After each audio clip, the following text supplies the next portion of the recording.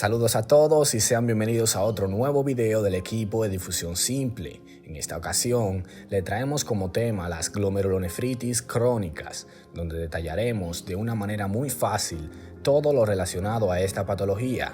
Antes de empezar, sepa que nuestro equipo está conformado por Lerwin Ramírez, Estefan Minaya y su servidor José Peña. Así que sin más preámbulos, empecemos con la explicación.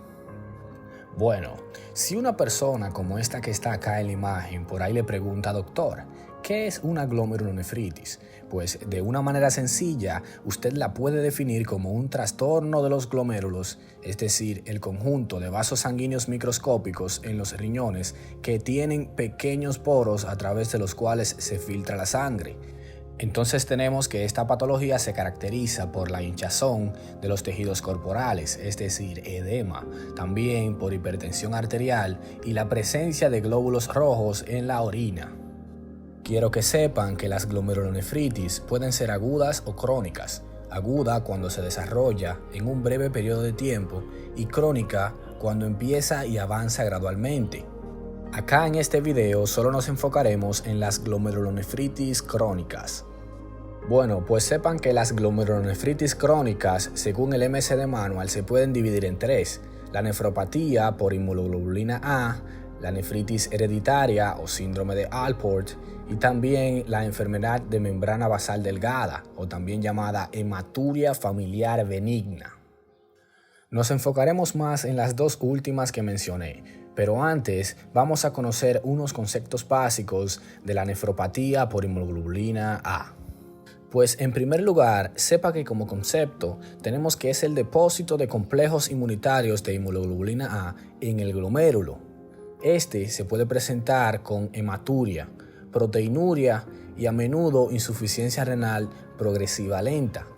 El diagnóstico se puede hacer por análisis de orina y biopsia renal, y el pronóstico generalmente es bueno. En cuanto al tratamiento, tenemos que podemos utilizar los inhibidores de la enzima convertidora de angiotensina, es decir, la ECA. También están los bloqueadores de los receptores de angiotensina 2, es decir, los BRA. De la misma forma tenemos los corticosteroides, los inmunosupresores y los ácidos grasos poliinsaturados o omega 3 que lo podemos encontrar en el aceite de pescado. Bueno, ahora vamos a detallar completamente la nefritis hereditaria o también llamada síndrome de Alport. Quiero que sepan que esta es una enfermedad hereditaria con una prevalencia aproximada de un caso por cada 50.000 nacidos vivos. Esta se puede definir como un síndrome nefrítico causado por una mutación en los genes COL4-alfa3, COL4-alfa4 y COL4-alfa5, que codifican la cadena alfa 5 del colágeno tipo 4 y produce hebras de colágeno tipo 4 alteradas. Es muy importante saber que el colágeno tipo 4 es una proteína estructural de la membrana basal y esta última actúa como soporte para las células epiteliales. Si lo fuéramos a comparar con un ejemplo de la vida diaria, podemos decir que es como la zapata para poder mantener un edificio estable. Entonces, quiere decir que cuando hay una alteración en los genes que mencioné anteriormente, se produce una alteración en la membrana basal, no solo de los glomérulos, también están los oídos y el ojo. Esto se debe a que dichos genes son específicos para la síntesis de colágeno tipo 4 en dichos órganos, y la mayoría de manifestaciones clínicas se van a producir en los órganos mencionados. Ya en cuanto a la genética de esta enfermedad, se puede decir que existen tres formas de síndrome de Alport sobre una base genética molecular.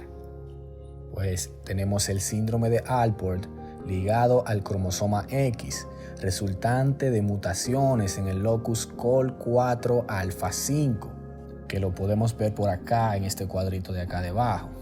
Esta es la forma predominante de la enfermedad y representa aproximadamente el 80% de los pacientes.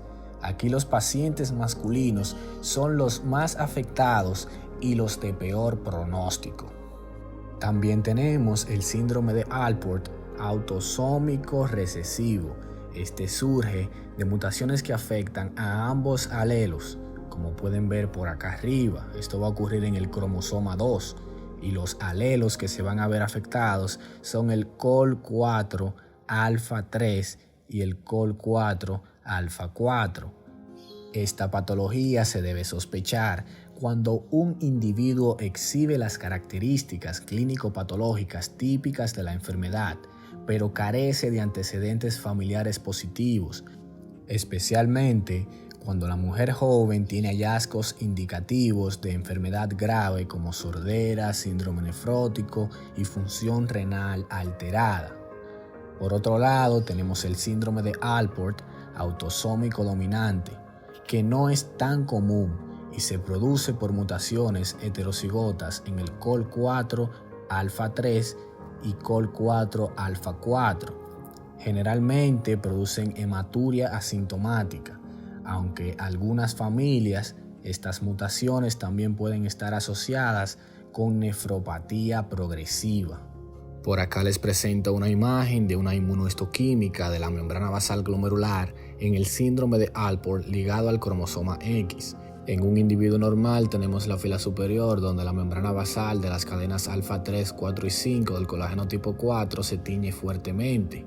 La fila central muestra la tinción de un masculino afectado y la tinción es negativa debido al gran daño de la membrana, mientras que una hembra afectada muestra inmunoreactividad en mosaico y esta es la fila inferior. Muy buenas a todos, mi nombre es Estefan Minaya Rosa y ahora les hablaré acerca de la fisiopatología de la nefritis hereditaria, también conocida como síndrome de Alport. Primeramente, dentro de los riñones se encuentran unas estructuras vasculares denominadas como glomérulos, los cuales filtran la sangre y que en conjunto con los túbulos renales conforman la nefrona. Los glomérulos tienen una membrana basal llamada membrana basal glomerular, la cual en conjunto con los capilares fenestrados y el diafragma de hendidura de los podocitos forman un filtro selectivo. Esto significa que el agua y otros componentes plasmáticos pueden escapar a través de los capilares fenestrados, formando el filtrado que se convertirá posteriormente en la orina, pero los glóbulos rojos y la mayoría de las proteínas permanecen en el capilar glomerular. Ahora bien, en el síndrome de Alport, la función renal es completamente normal durante la infancia, pero con el paso del tiempo, el colágeno tipo 4 faltante o no funcional que se produce hace que la membrana basal glomerular se adelgace y pase por un proceso de deestructuración que hará que se vuelva porosa, pero también hará que haya variaciones entre engrosamiento y delgadez de la misma. Ahora bien, esta anormalidad en la membrana basal va a permitir que los glóbulos rojos pasen directamente desde el capilar al filtrado urinario, lo que conduce a que se produzca una hematuria microscópica inicialmente, para luego posteriormente con el paso del tiempo ocurrir episodios de hematuria macroscópica. A partir de este punto, con el siguiente paso del tiempo, cantidades excesivas de proteína comenzarán a pasar a través del filtrado, lo que resultará en una proteinuria o proteína en la orina, y finalmente esta pérdida excesiva de proteína y otros factores causará una esclerosis de la membrana basal glomerular.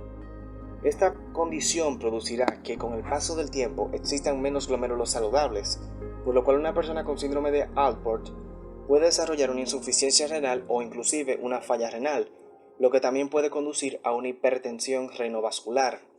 En conjunto, la hematuria, la insuficiencia renal y la hipertensión van a contribuir a la categorización de este síndrome como una glomerulonefritis.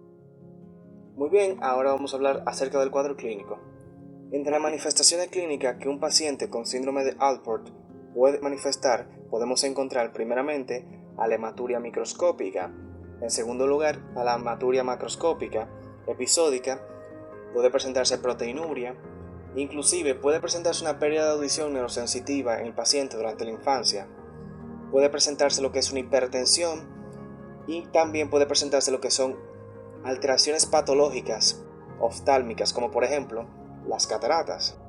Es importante tomar en cuenta lo siguiente, que es que la insuficiencia renal se puede desarrollar entre los 20 y los 30 años en el paciente cuando se trata de una presentación juvenil, mientras que se puede dar algunos casos en que cuando hay una presentación adulta, el paciente desarrolle una insuficiencia renal por encima de los 45 años. Ahora bien, hablemos acerca del diagnóstico.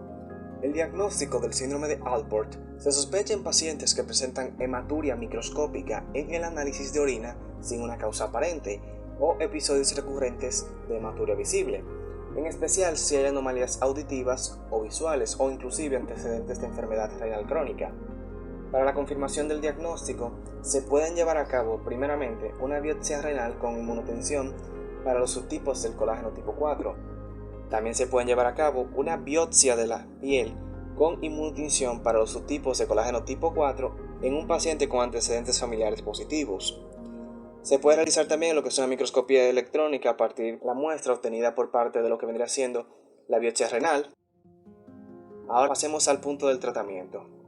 En la actualidad no existe un tratamiento específico para lo que vendría siendo el síndrome de Alport, por lo cual el tratamiento suele basarse en el cuadro clínico que presenta el paciente. Aquí hay que hacer un punto de pausa.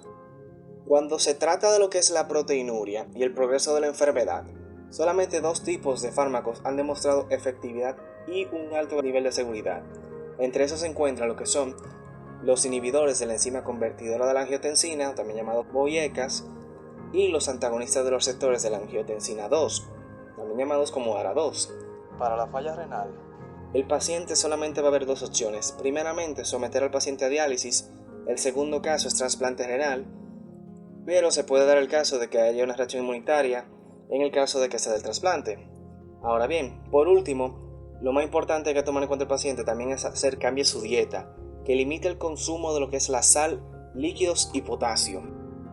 En esta parte vamos a hablar sobre la enfermedad por membrana basal delgada, que también se le denomina hematuria familiar benigna. Es una enfermedad que pertenece a un tipo de síndrome nefrítico. Vamos a conocer por qué.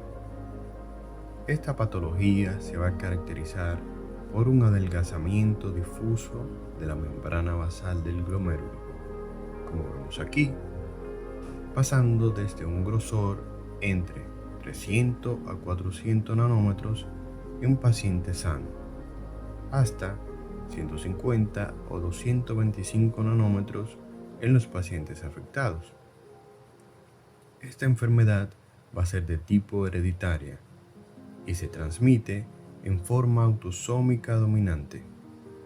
Los casos positivos para esta enfermedad lo van a presentar el 40% de las familias con defectos o mutaciones genéticas en el gen alfa 3 o alfa 4 del colágeno tipo 4, a diferencia de la enfermedad de Alport, que solo el 15% presenta la mutación en la cadena alfa 3 o alfa 4 de manera recesiva, y en muy raras ocasiones lo presentan dominante.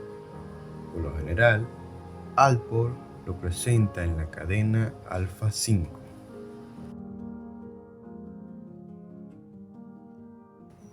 La sintomatología que van a presentar los pacientes con membrana basal glomerular delgada, la mayoría será asintomático y su curso de la enfermedad será benigna.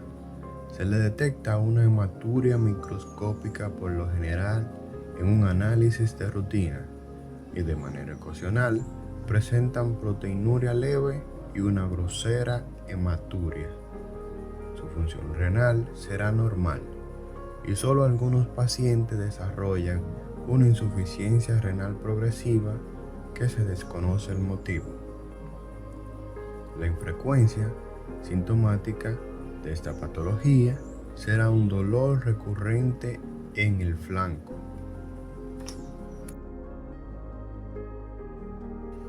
En el diagnóstico vamos a ver que se basa de una buena historia clínica, donde encontraremos antecedentes familiares y los mismos hallazgos de hematuria, con una pobre sintomatología, o sea, por lo general, sin presentar otros síntomas o patologías.